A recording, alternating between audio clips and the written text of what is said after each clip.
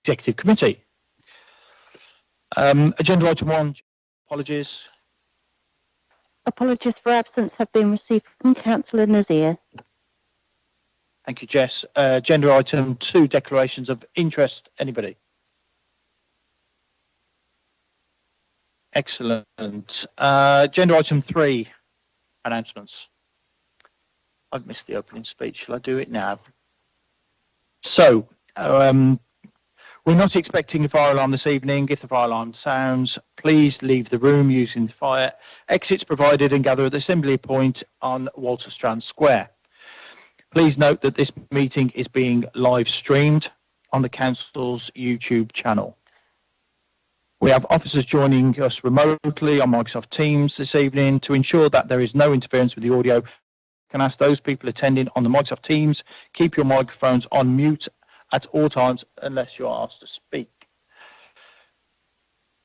Members, you will need to ensure that you use your microphone when speaking and that you speak directly into the microphone. Otherwise, the people joining us remotely and listening on the live stream will not be able to hear you. To use the microphone, press the lilac button. Once the red light shows, you may speak. Members of the public in attendance in person and at the meeting can also record the meeting if they do so. However, members of the public who choose to record are asked to do so from one place. Thank you. So, agenda item 3 again, leaders' announcements. At the meeting of the ONS committee held on Thursday, 8th of December, members pre-scrutinised the report on the appropriation of land off Ipsley Church Lane for the planning purposes, which can be found at agenda item 6 on this evening's agenda. At the end of the debate, the committee endorsed the recommendations in the report that can be found on page 3 of the agenda. I'm aware that a number of the members of the public either spoke or had submitted evidence in writing for consideration at that meeting this evening, which was also live streamed. And I would like to thank all the residents that did turn up and speak. And yeah, your participation was really appreciated. So we will move on to agenda item 4, which is the minutes. And Jess, I'm happy to propose those. And I'm happy to second those, yes. Thank you.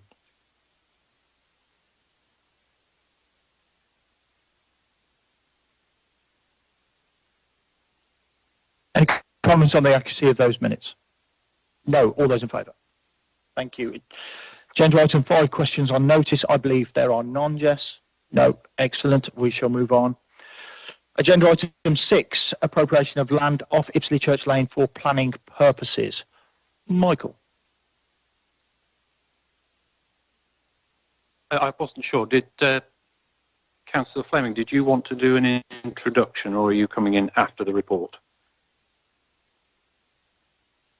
He's going to come in afterwards. He'll follow your lead. Thank you. Thank you.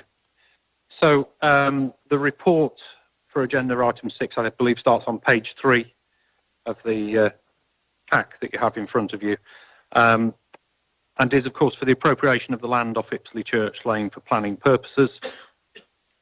The recommendation in the report is to appropriate the land under section 122, subsection 2A of the Local Government Act 1972. So section 2.1 of the report gives the background in terms of the planning decision notice that was made on the 26th of April this year, which provided a change of use from grassland through to a cemetery with an entrance. It was also part of that permission that the conditions were such that we are obliged to enhance the biodiversity in the area and the wider ecology through any action within that cemetery. The land in question was designated as primary open space, and it does remain the case, and I'll touch on that a little bit later on, even with the change of use. The reason that this falls under the need for appropriation is because the land is primarily open space. And at section 3.1, you'll see the process for appropriation, which is on page 4 of your reports pack. And the first thing to do when appropriating the land is to advertise the intentions. And that has to be done for 2 consecutive weeks in a local newspaper We chose the Redditch standard to do that, and we placed adverts on the 16th, 23rd and 30th of September. Now, the reason that we did 3 rather than 2 weeks is the first week, the publication on the 16th ran with the incorrect email address.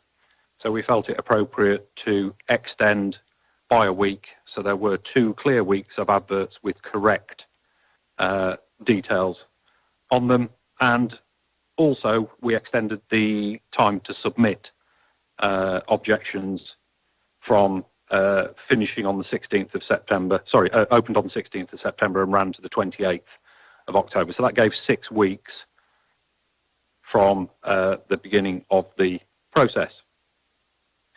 In terms of the process, it's then merely the job of this particular committee to consider what objections have been received.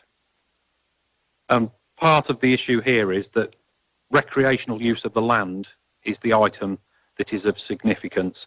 As you'll see a little bit later on in the report, all the other items that actually people have objected under, and again I'll mention open space, are actually planning matters and have legal definitions that are dealt with through planning. So items like groundwater, open space, perhaps highways concerns as another example, are all planning matters and therefore have been considered and addressed through planning and aren't part of the appropriation process. So that only leaves us with the one item, which you'll find on page 6, the table that details there are 14 classifications of objection. There were 69 people that objected in total. And of those, the vast majority cited recreational use. So 60 of them said a loss of recreational space was of concern to them. Of course, there's people who've had multiple reasons to object, hence why there are varying numbers across those tables. But again, just to reiterate the point, items such as being close to housing, groundwater, inappropriate gradient are planning considerations and not something for this particular process. At overview and scrutiny, there was quite a discussion around loss of open space. And I think it's really important just to clarify, when we talk as officers of open space, we're talking of a very specific legal definition in planning terms and not what we would all agree when you look at, for instance, an open field and there's nothing in it, we would call that an open space. What was really important is the fact that when people start to discuss loss of open space, that's not correct, because in a planning permission context, there is no loss of open space. And just to highlight that, in the planning report from October 21, the planning officer made the following observation. It's important to note that in this case, the proposed use of land as the cemetery would not result in the loss of primarily open space in the borough, although it does result in a change of typology. And just for reference, it was referenced as parks, and it would change to a churchyard, cemetery or crematoria. Both of those items fall in exactly the same classification of open space. So I just want to be absolutely clear on that, because it is a point that sometimes gets a little bit mixed and a little bit lost. And it is, if you've been involved in the technicalities, it's very easy to refer to open space and dismiss it, but we're talking about it in a legal context. So in the report, we say that items 2 to 14 are not part of your consideration for the very reason that they're part of planning. So when we looked at the loss of recreational space, the 60 objections cited things like using it for walking of dogs, sledging, paragliding, running, having picnics, all the things that you would expect to hear if somebody said that they utilised it for open space.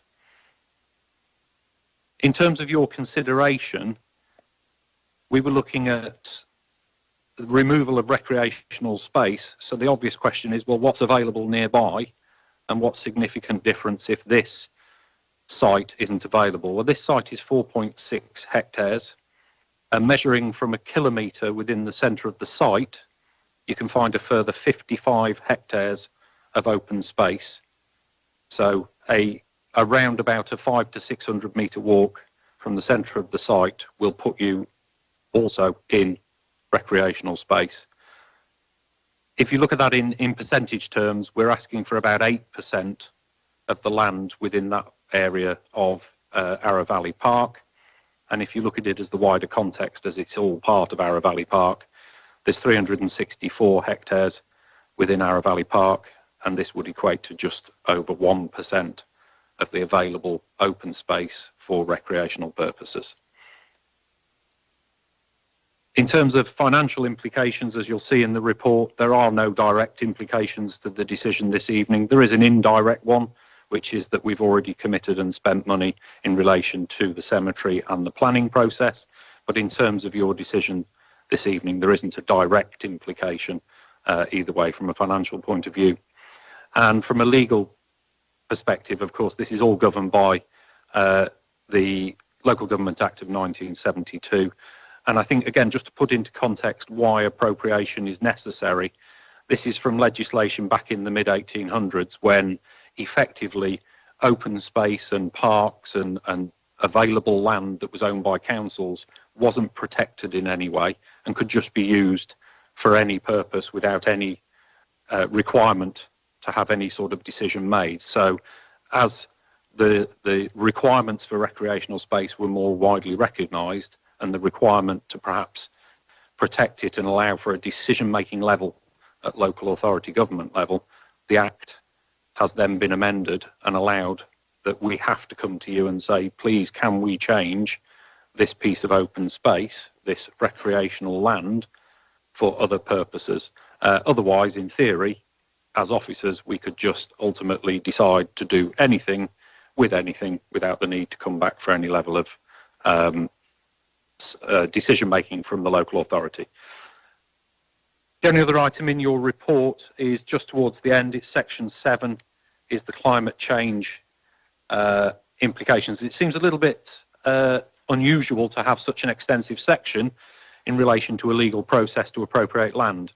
But I think, again, when you look at the reasons behind the requirement for appropriation and the fact that we're not saying that this is just to be appropriated and then left available for any planning purposes, as we've already got the permission for change of use, it's important to just show that although appropriating the land does move forward with the cemetery, it does also sit with the parks and open space strategy that was recently agreed. And in particular, I've listed 3 of the recommendations in there, although they are numbers 1, 3 and 5 from the strategy. And that is in terms of understanding biodiversity. Well, the work we've already done has helped us understand in that area the need for enhancement. It says that you've got a clear approach to provide a net gain and management of land. Well, again, we've already committed to that through the change of use. And also then further identification of carbon capture and natural capital gains. It's a perfect site from the cemetery perspective to be able to be doing things very differently in terms of burial practice, and in terms of what we will bring to planning in due course, that will be the opportunity then for local residents and members alike to have their input into types of burial practice, what it will look like and what it will do, both from a requirement from a bereavement perspective, but also from a climate change perspective as well. And that is everything that I've got. Thank you, Mike. Peter, please. Thank you very much, and thank you to Mike for that there, and also for all the effort that he's put in on this report. I know on previous reports too. I think everyone will probably agree that that was a really extensive report outlining really some key points. And Guy too, thanks for your help with this as well. I'm happy to propose the recommendations as printed, and just as I sort of outline, I won't do as good a job that Mike did, but I just want to just outline points 2.3 to 2.4, which are really sort of specific on what we're here tonight and what we're trying to achieve on that legal that legal aspect from that 1972 Act about the appropriation, that this is not a planning committee meeting, and that has already been dealt with, as some comments were made at overview and scrutiny last week. I think it's really important that all members are aware of the legal aspect that we're undertaking this evening, yes, we're the ones, as the Conservative Council, that have that moral obligation, that are really conscious that we do have a duty to allow burial space in our borough, and that is reaching or nearing capacity. So we need to take that seriously, and I know that and I hope that all colleagues will do that this evening. So thank you. Happy to propose. Thank you, Peter. And I'm happy to second the recommendation. Just a couple of comments and questions. How many objections do we have right at the beginning? Was it over 1,000? I believe it was about 850 or so. Okay, so now we've only had 69. So you've clearly, in the work, you've put to bed a lot of the objections and the concerns in the work that you've done to get us to this point. And at 69%, that's less than 0.1% of the population. So quite clearly, we have allayed most of the fears, I'd say all of the fears, of most of the people of Redditch, and this is clearly the right thing to do. So thank you both for all your hard work. It's been a long journey to where we've come. Thank you. Any more questions? Karen. Just one. 3.4, primarily open space. This new typology would be churchyard/cemetery/crematoria. As I understood it, way back when we first started discussing this, Ipsley Church were not interested in having a part of this.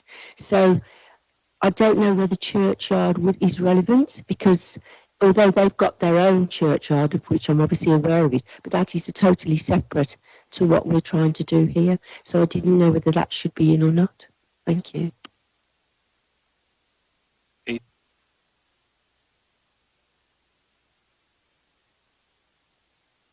Way the planning process describe the different types of open space. So it's a fixed definition. They put churchyards, cemeteries and crematoria all together. But you are right in terms of Ipsley Church themselves. They did actually actively object at planning stage to the proposal. Thank you. Emma, then Craig, please. Thank you, Chair.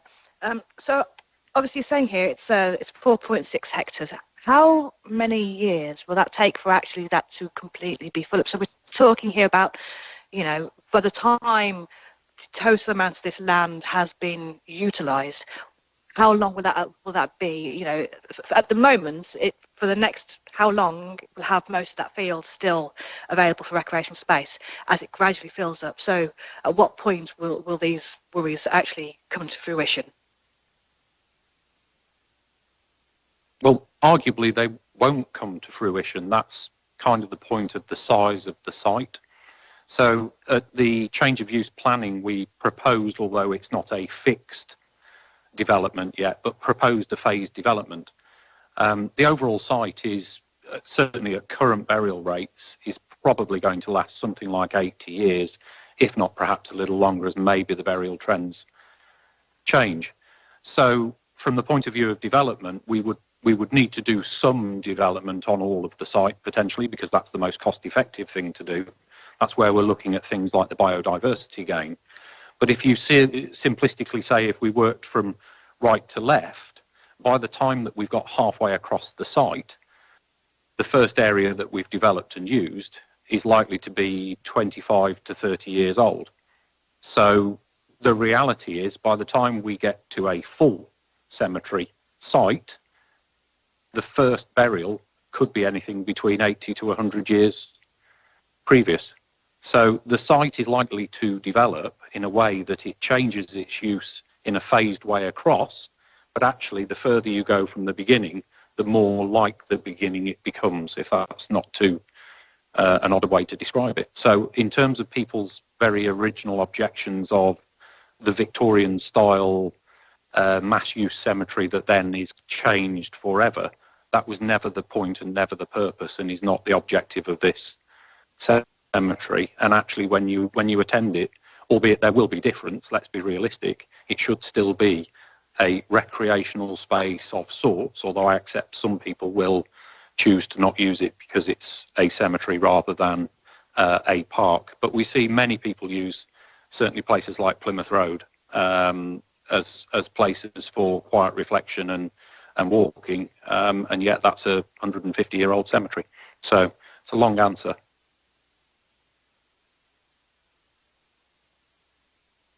Thank you, Chair. Yeah, I just had a couple of questions. Could you confirm my understanding of the space that's being used? We're talking about 4.6 acres. You just said that could take up to 80 years to fill, maybe even more, depending on burial rates. And the conversation is that there is a lot of land loss. So I just want to confirm: is it right that we've got 55 hectares of land within half a mile of the site that is designated as open space, and in the vicinity, is it 364 acres of space that we have available? Yeah, so the measurement to get to 55 within a kilometre is literally a case of if you stood in the middle of the site and walked a kilometre in any direction and then effectively drew yourself a boundary, that creates your 55 hectares if you remove the site in question, obviously, so 60 in total. So that would be down towards Washford Mill, and it heads towards Arrow Valley Lake, but doesn't go anywhere near as far as that. If you then extend into what we would see as the lake and the top end of Arrow Valley Park, that's where you get the 364. There was a query at Overview and Scrutiny about the amount of space taken up by the lake and the island, because technically you can't actually use that in the sense of being able to, to walk on it or whatever else. But beyond that does include the lake and the island and such like. Question, yeah. And just following on from Councillor Fleming's points raised earlier, I do believe that we do need burial provision in Redditch, not outside of Redditch. I'm absolutely fervent on that belief.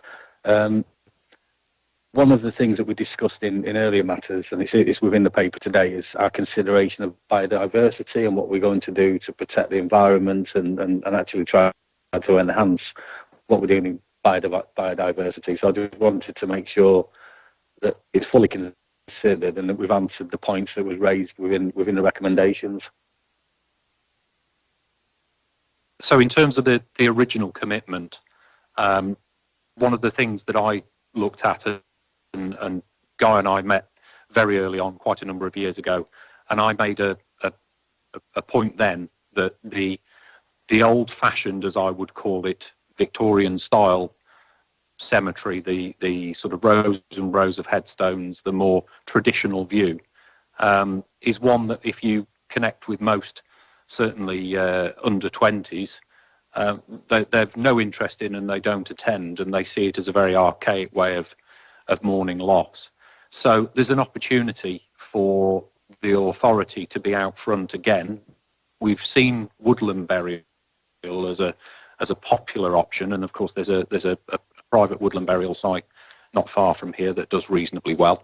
But actually, in terms of local authority, we've got that mandate, that remit to go a step further and say, actually, why can't we have this? And there's lots of strap lines you can put to it, carbon positive, or this sort of wilderness that will create the biodiversity, etc. There's lots of people in certainly in my industry that are toying with the idea, but there's very few that are actually going out and making it happen.